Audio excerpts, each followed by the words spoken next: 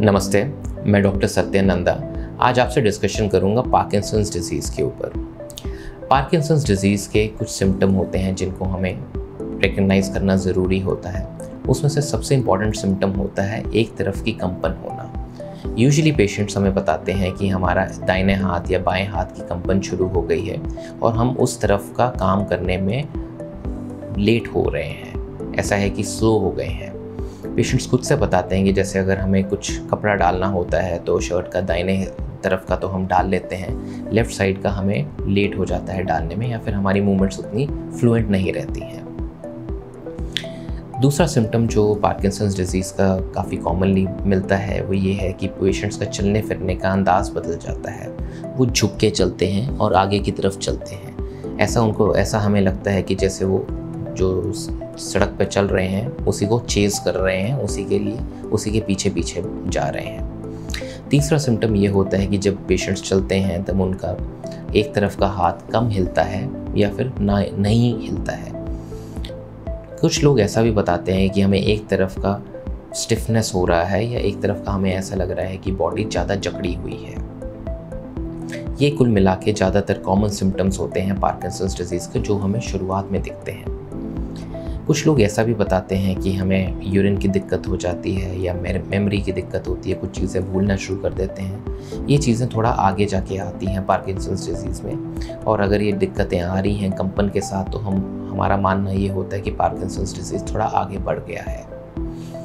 कुछ लोग ऐसा भी बताते हैं कि हमें कंपन हो रही है एक तरफ की और दूसरे हाथ में अभी बस शुरू हुई है, क्या ये पार्किंसंस डिजीज़ ही है या कुछ और है।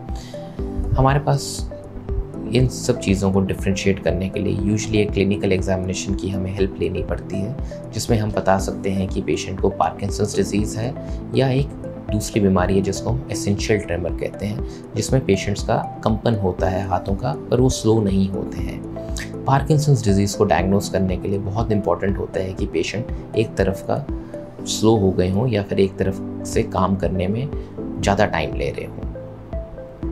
अगर हम बात करें कारण के कि पार्किंसंस डिजीज़ क्यों होता है, तो ज़्यादातर लोगों में ये एक एज रिलेटेड बीमारी होती है जो ब्रेन के सेल्स उम्र के लिहाज से नष्ट होने के कारण हो जाती है।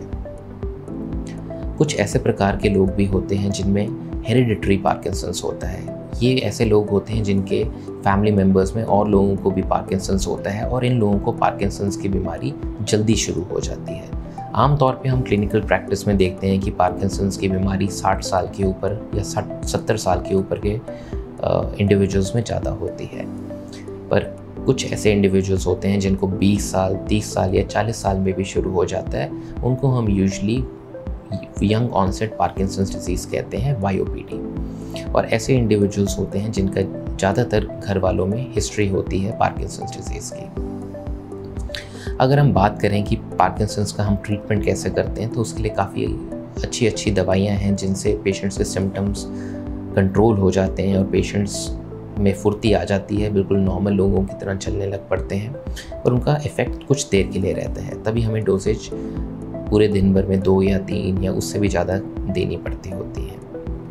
अगर पेशेंट्स का इम्प्रूवमेंट दवाइयों से नहीं हो रहा है, अगर हमने दवाइयाँ दी हैं और उससे भी पेशेंट्स के सिम्टम इम्प्रूव नहीं कर रहे हैं, तब हमें उनको कंसिडर करना पड़ता है एक सर्जरी के लिए जो डीप ब्रेन स्टिमुलेशन नाम से जानी जाती है। इसमें ये एक पेशेंट का पेसमेकर होता है और ये सिर्फ सिलेक्टेड पार्किंसन डिजीज़ पेशेंट्स को लगाया जाता है, जिसमें हमें लगता है कि पेशेंट के इम्प्रूवमेंट होने के चांसेस ज़्यादा हैं। तो ये है कुल मिला के पार्किंसंस डिजीज़ के सिम्टम्स, ट्रीटमेंट का साइनॉप्सिस। Thank you.